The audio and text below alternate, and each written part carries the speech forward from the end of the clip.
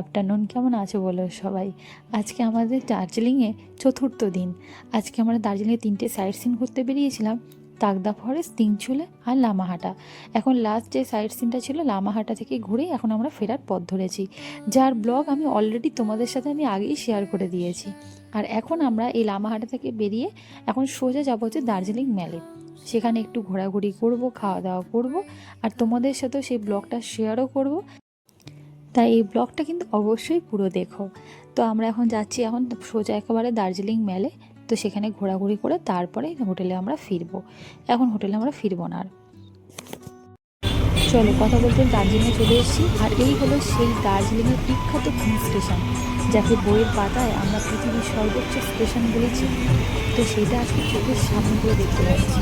কাল যখন দার্জিলিংয়ে এসেছিলাম তখন তো রাত্রি হয়ে গেছিলো, অন্ধকারে অতটা ভালোভাবে দেখতে পাচ্ছি। আজকে ভালোভাবে সামনে দিয়ে দেখতে পাচ্ছি। এই দেখো সামনে একটা টয় ট্রেন আছে, এটা এখন ছাড়বে, এটা স্টেশনটা এখন ছাড়বে। আর এই যেটা তোমাকে কালকে আমি বলছিলাম, এই দেখেছো একই রাস্তার ওপরেই এই রেল লাইনটা পাতা আছে, এখান থেকে টয় ট্রেনগুলো যায়, আবার পাশ থেকে গাড়িও যাচ্ছে। এই জন্য এই রাস্তাটা এতটা পরিমাণ জ্যাম। একে তো দেখতেই পাচ্ছ রাস্তার দুধারে পুরো দোকানপাট ভর্তি, তার উপরে একটাই রাস্তার ওপরে রেল লাইন পাতা আছে, এর ওপর দিয়ে টয় ট্রেনটাও যায়, আর তার সাথে এই সাইড থেকে যাচ্ছে গাড়ি যাচ্ছে আবার প্লাস ফিরছেও। তো ওই জন্য এই রাস্তাটা না প্রচণ্ড পরিমাণে জ্যাম হয়, তাই সবসময় হাতে একটু সময় নিয়ে বেরোতে হয়। একদম পড়ন্ত বিকেলে সূর্যাস্তটা দেখতে অপূর্ব লাগছে, তবে ভালো হতো যদি মেঘটা না থাকতো। চারিদিকে পুরো মেঘে ঢাকা, তো তাই ভালোভাবে আর সূর্যাস্তটা দেখা যাচ্ছে না, নয়তো পাহাড়ে গেলে সূর্যাস্তটা খুব ভালোভাবে দেখা যেত। আজকে কিন্তু আমাদের সকাল থেকে ঘোরাটা খুব ভালো হয়েছে। অলরেডি সেই ব্লগ আমি তোমাদের সাথে শেয়ারও করে দিয়েছি, ব্লগটা কিন্তু তোমরা অবশ্যই দেখো। আজকে তাকদা ফরেস্ট, তিনচুলে, লামাহাটা 3টে জায়গায় খুব ভালো ছিল। তবে আমার যদি সব থেকে ভালো লেগেছে যদি বলি, তাহলে সেটা হচ্ছে তিনচুলে আর লামাহাটা। তবে আজ অতিরিক্ত হাঁটাহাঁটি হয়ে গেছে, অন্য জায়গায় হাঁটার কোনো ব্যাপার ছিল না। তবে লামাহাটাতে এই পাহাড়ের ওপর পুরো 800 মিটার উঠতে হয়েছে, তারপরেই ওই ঝিলটা আমরা দেখতে পেয়েছি। যদিও ঝিলে সেরকম জল ছিল না, তবে হ্যাঁ ওই মেঘাচ্ছন্ন পুরো পাইন বনটা যেভাবে ভৌতিক পরিবেশের সৃষ্টি করেছে সেটা কিন্তু বলার মতো না। আর এই দেখো কথা বলতে বলতে একটা টয় ট্রেন যেতেও দেখে নিলাম।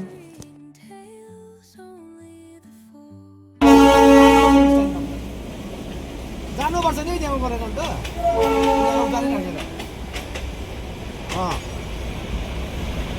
ठिकै छ त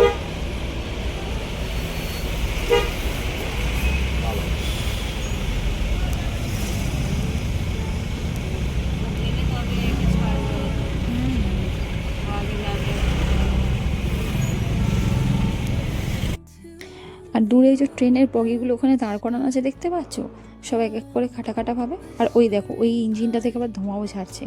এটা হচ্ছে আমাদের ওখানে যেরকম ট্রেনের কারশেড হয়, এটা হচ্ছে টয় ট্রেনের কারশেড। এখানেই সমস্ত এই টয় ট্রেনগুলোর জন্য দাঁড়িয়ে আছে।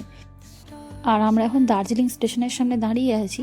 দাঁড়াও আর একটু এগুলো তোমাদেরকে স্টেশনটা ভালোভাবে দেখাতে পারবো, কীরকম পরিমাণে জ্যাম হয়েছে দেখছো। ওই যে তখন পরপর 2টো ট্রেন গেল, তারপরে ব্যাস আরও জ্যামটা বেড়ে গেল। এইখানে এই একটাই মুশকিল, একটু এদিক ওদিক হলেই তোমার জ্যাম হয়ে যায়। এইটাই হচ্ছে মেন দার্জিলিং স্টেশন।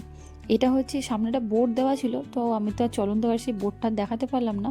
ওখানে একদম ব্রিটিশ আমলে কেমন ছিল স্টেশনটা, তারপরে এটা উন্নত হতে হতে কেমন হয়েছে সেটা পুরোটাই এখানে আছে। আর এটা হচ্ছে এখন বর্তমানে এখনকার এই স্টেশন। তবে এই টয় ট্রেনে শুনেছি রিজার্ভেশন একদম পাওয়া যায় না, খুব মুশকিল। অনেক মাস আগে থাকতে হয়তো টিকিট কাটতে হবে তোমার, তবে পাবে। আবার সেটা কপালে থাকলে তবেই। অনেকে তো শুনেছি অনেক মাস আগে টিকিট কাটতে গিয়েও নাকি টিকিট পায় না। যাই হোক চলো কথা বলতে বলতে আমরা মেলার এখানে চলে এসেছি। তবে যা পরিমাণে জ্যামে আটকে ছিলাম, কতক্ষণ যে টাইম লাগলো কী বলবো, পুরো 1 ঘন্টার উপর আমরা জ্যামে আটকে। যাই হোক তবে আজ সকাল থেকে যে ঘোরাটা এত সুন্দর হয়েছে বলার মতো নয়। তবে শরীরে প্রচণ্ড এখন ক্লান্তি, তো আজকে মেলে বেশি ঘোরাঘুরি করব না, একটু এদিক ওদিক ঘুরে নিয়ে তারপরে ফিরে যাব। কারণ পায়ে একটুও জোর নেই, আর বেশি হেঁটে হেঁটে ঘোরাও যাবে না। ওই যে লামাহাটায় তখন বললাম না অনেকটা ওপরে উঠতে হয়েছে আমাদের হেঁটে হেঁটে, সেই জন্যই। তবে ওই ওপরের অত সুন্দর পরিবেশটা দেখার পরে কিন্তু মন অনেকটা শান্তি পেয়ে গেছে, সেটা তো বলার মতো নয়। তোমাদের সঙ্গে তো ব্লগে আমি সেটা শেয়ার করেইছি। যদি এখনও অবধি তোমরা সেই ব্লগটা না দেখে থাকো, তাহলে কিন্তু অবশ্যই দেখে নিও। যদিও প্রকৃতির যে সৌন্দর্য নিজের চোখে দেখেছি, সেটা আমি ক্যামেরাবন্দি করতে কতটা পেরেছি আমি তো আর জানি না।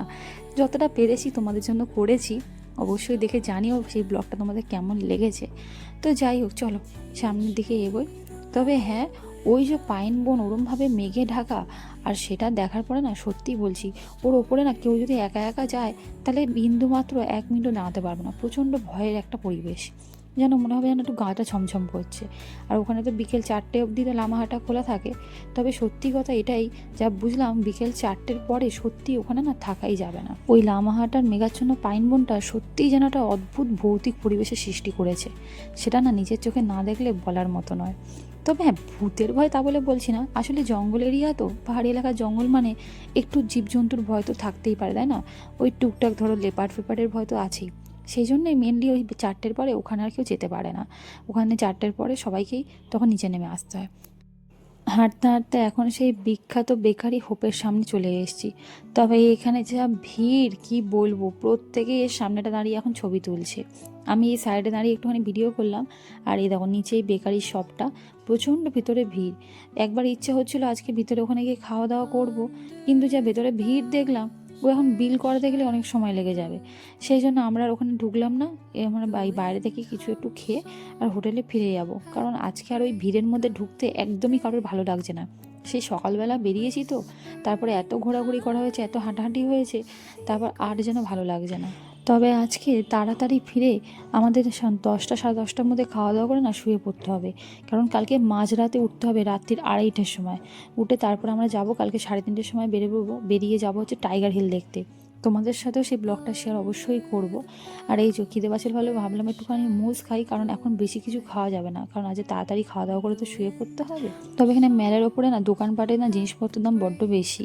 ওই মহাদেব টেম্পল বা একটু নিচের দিকে নামলে যে দোকানগুলো পড়ে ওখানে দামগুলো একটু কম, তো সেগুলো কাল ঘুরবো। আজকে এখন আমরা ফেরার পথ ধরেছি, চলো হোটেলে ফিরি। আর ব্লগটা আজকে এখানেই শেষ করছি। ভালো লাগলে অবশ্যই লাইক করো, কমেন্টে জানিও কেমন লেগেছে। আর আমার চ্যানেলটা সাবস্ক্রাইব করতে একদম ভুলো না। সবাই ভালো থেকো, সুস্থ থেকো। তোমাদের সাথে দেখা হবে আবার পরের ব্লগে।